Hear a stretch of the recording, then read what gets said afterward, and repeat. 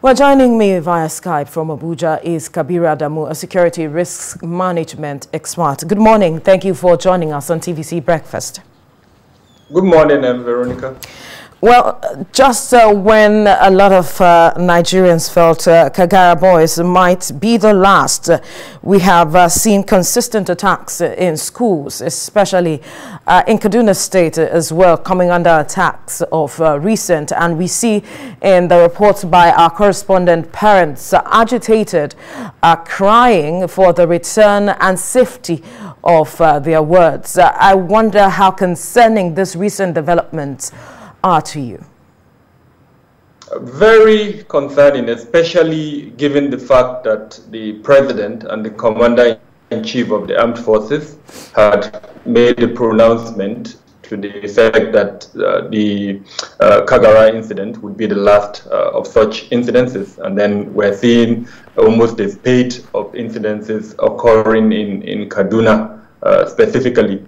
And so it comes to mind that one, perhaps either we have unwittingly incentivized kidnap targeting schools, maybe because of some payment of ransom or some other allowances or agreements that other state governors have reached, and so these bandits have seen an opportunity and they are taking advantage of it. On the other hand, I'm also very, very concerned that the bandits are brazen in terms of their targeting. The forestry that your report showed is almost in the metropolis. It's also very close to a military institution, as well as along a route where I know there are several security deployments. So the fact that they were able to carry out that attack, and not only carry out the attack, be brazen enough to show us and the world how they were molesting the students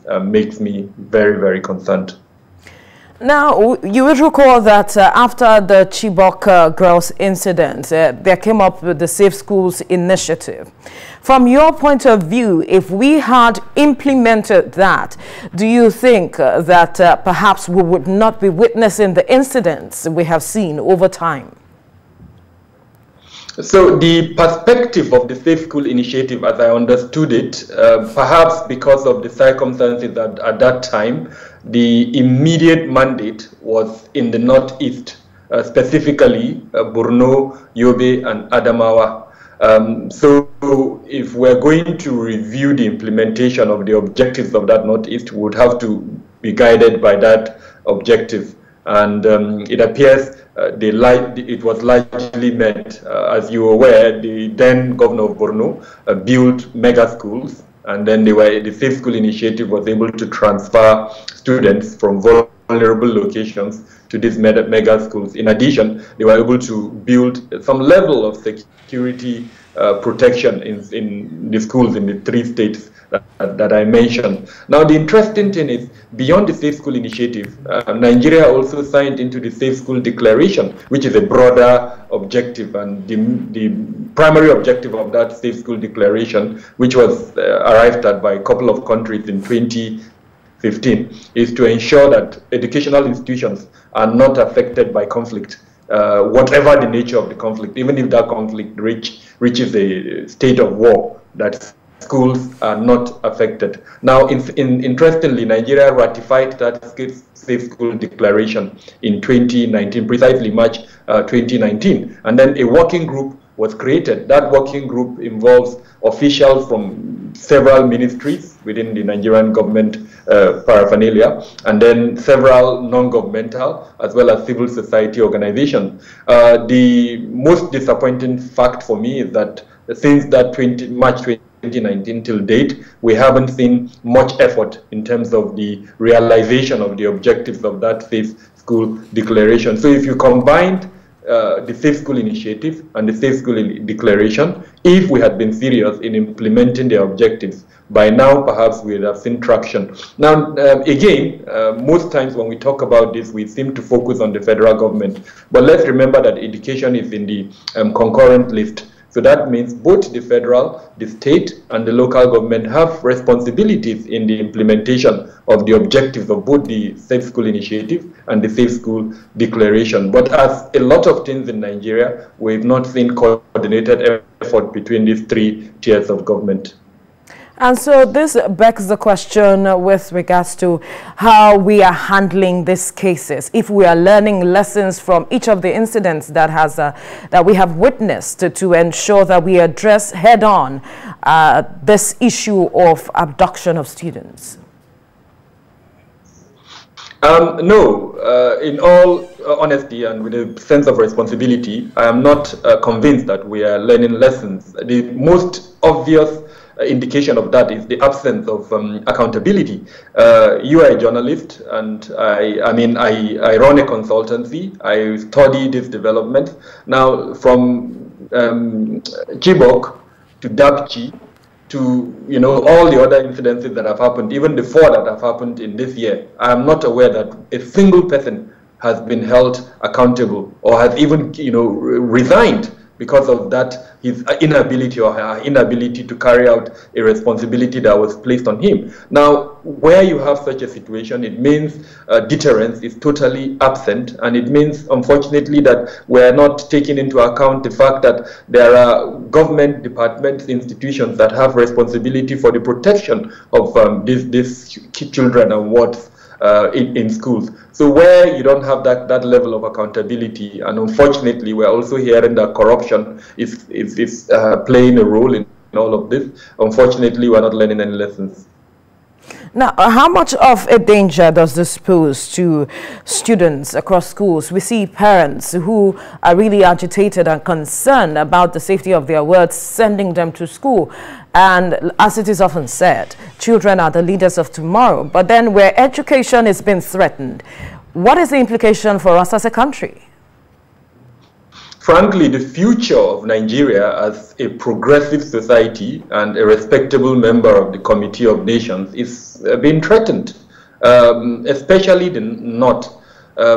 In all the statistics that are being kept and are being released, unfortunately, the North occupies the lower echelon of all of this statistics or data on education, on Human Development Index, and all of that. Now, the correlation between standard of living and the quality of life and education is a very positive one. So where you have a situation where schools, as at today, about 6 states across the North have shut down almost all the schools. Very few schools, mostly private, are still open in most of the states. So imagine a situation where a generation of, as it were, is being denied the opportunity to learn. And then we tie that to the fact that already the statistics have shown that the North is behind in education. Just yesterday, the data showed that there were 23-point-something million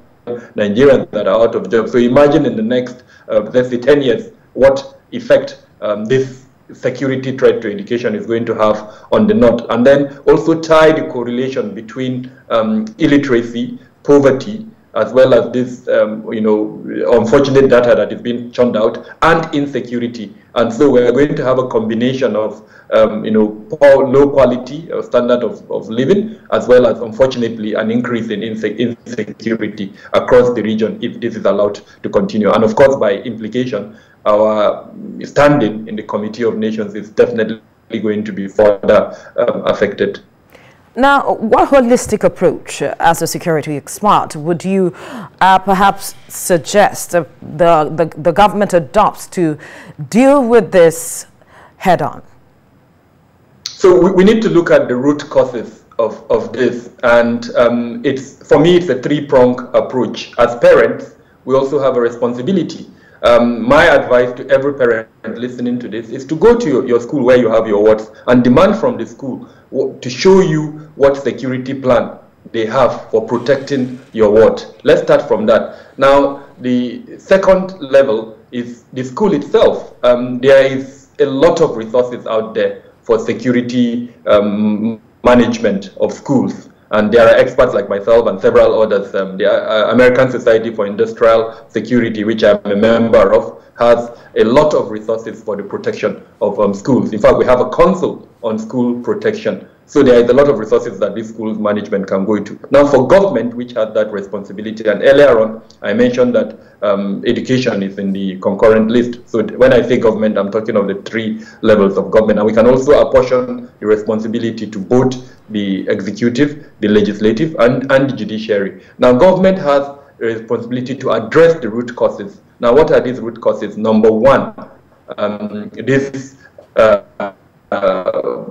proliferation of small arms and light weapons. Number 2, the effects of climate change and how that is driving insecurity. And then, of course, our weak administration of criminal justice system that is failing to punish offenders. These bandits seem to have the audacity to carry out these actions, and frankly, they are not being arrested and prosecuted. The last one, which for me is also absolutely important, is the value system that has collapsed in society. Based on my studies, my consultancy, we know that there are a lot of collaborators within the societies where these schools are being targeted. Now, these collaborators are either parents or, in some instances, just ordinary citizens within the society. So we need the administration of criminal justice system, especially the intelligence component, to be able to determine who these collaborators are, arrest them, and prosecute them. Our inability to do that, unfortunately, is increasing these occurrences. Now, there are several other recommendations that may be long-term, but the most obvious one would be the ungoverned spaces.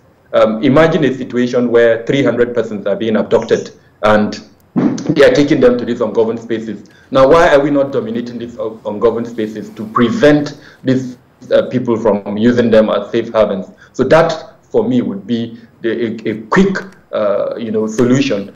Dominate those ungoverned spaces, those forests, those mountainous areas, and automatically you deny them havens or operational bases. They can't keep 300 people within communities, houses, where people would see them. All right. So that's number 1, plus the other recommendations I've made. All right. Kabiru Adamu, Security Risks Management Expert, thank you for your time on the show this morning. Thank you for having me.